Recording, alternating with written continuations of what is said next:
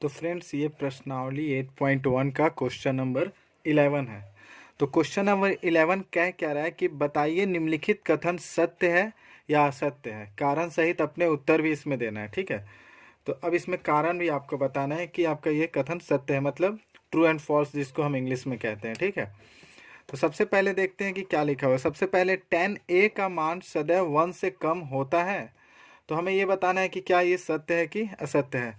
तो ये तो क्लियर पता चल रहा है कि यह असत्य है, लेकिन कैसे असत्य है वो मैं आपको पहले दिखा देता हूँ, ठीक है।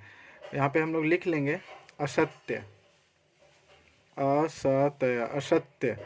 अब ये असत्य कैसे है वो देखते हैं। देखो 10a का मान नॉर्मल हमें पता है। अब a मतलब कोई भी कोण हो गया। तो स्टार्ट करते हैं हम लोग 0 डिग्री से। 0 डिग्री कितना होता है? 0। अब उसके बाद क्या होगा? 30 डिग्री। 30 डिग्री क्या होता है? 1/√3, ठीक है, 1/√3। ये दोनों तो चलो समझ में आ रहा है। उसके बाद क्या है? 45 डिग्री। 45 डिग्री कितना होता है? 1 होता है।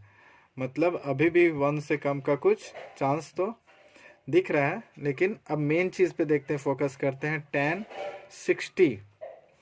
तो 60 कितना होगा? √3। और √3 का वैल्यू कितना होता है? 1.732। √3 का वैल्यू होता है 1.732। तो ये 1.732 1 से तो ज़्यादा हुआ, ठीक है। और एक देख लेते हैं 90 डिग्री।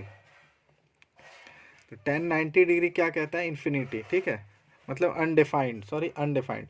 तो मतलब मेन यहाँ पे ही क्लियर हो गया कि 10√3 का वैल्यू मतलब 60 डिग्री √3 होता है और 1.73 मतलब 1 से ज़्यादा है, तो इसलिए ये असत्य हो गया, ठीक है। अब आते हैं क्वेश्चन नंबर 2 में। क्वेश्चन नंबर 2 क्या कह रहा है? कोण ए के किसी मान के लिए, कोण ए के किसी मान के लिए सेक ए 12/5 होता है क्या? ठीक है, तो हमें यहाँ पे ये बताना है कि ये सत्य है कि असत्य है। तो इसमें क्या दिया हुआ है कि सेक ए इक्वल टू 12/5, ठीक है। और हमें ये पता है कि सेक जो होता है वो कॉस का उल्टा होता है, और कॉस क्या होता है? b/h। तो सेक क्या होगा? h/b, ठीक है। तो इसके लिए हम एक समकोण त्रिभुज बना लेंगे। यहाँ पर h क्या हुआ? 12 और b क्या हुआ? 5। तो h हमेशा बड़ा होता है, किसी भी समकोण त्रिभुज में h क्या होता है? हमेशा बड़ा होता है, यानी कि कर्ण जो होता है वो सबसे बड़ा होता है। और यहाँ पर सेक a मतलब हुआ h/b, और यहाँ पर ये भी 12 है, यहाँ पर 12 जो कि बड़ा है, ठीक है। तो इसीलिए यहाँ पर ये वाला जो हो गया, ये हो गया सत्य, ठीक है। तो ये जो सेकेंड क्वेश्चन का आंसर हो गया कि यह सत्य कथन है। अब आते हैं 3 में। 3 में क्या कह रहा है कि कॉस ए कोण ए के कोसेकेंट के लिए प्रयुक्त एक संक्षिप्त रूप है, ठीक है। तो हमें जैसा कि पता है कि कॉस ए को हम कोसाइन कहते हैं, कोसेकेंट नहीं कहते हैं, ठीक है। कोसेकेंट किसको कहते हैं? कोसेक को कहते हैं, ठीक है। इसीलिए ये वाला तो असत्य हो जाएगा, इसलिए हम यहाँ पे लिख सकते हैं ये असत्य है, क्योंकि कॉस मीन्स कोसाइन हो गया, और ये कोसेकेंट लिखा हुआ है जो कि कोसेक का होता है, ठीक है।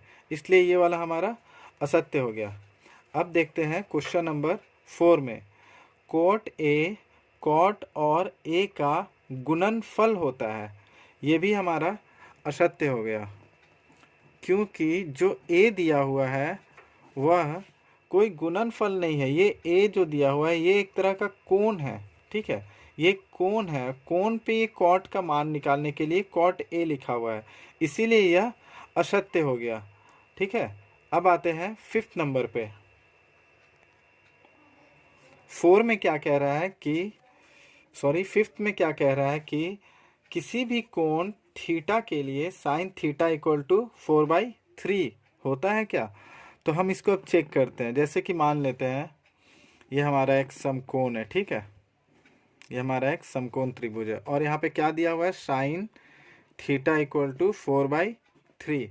और हमें पता है साइन थीटा क्या होता है? p/h, मतलब कर्ण बटा सॉरी लंब बटा कर्ण, p/h, ठीक है।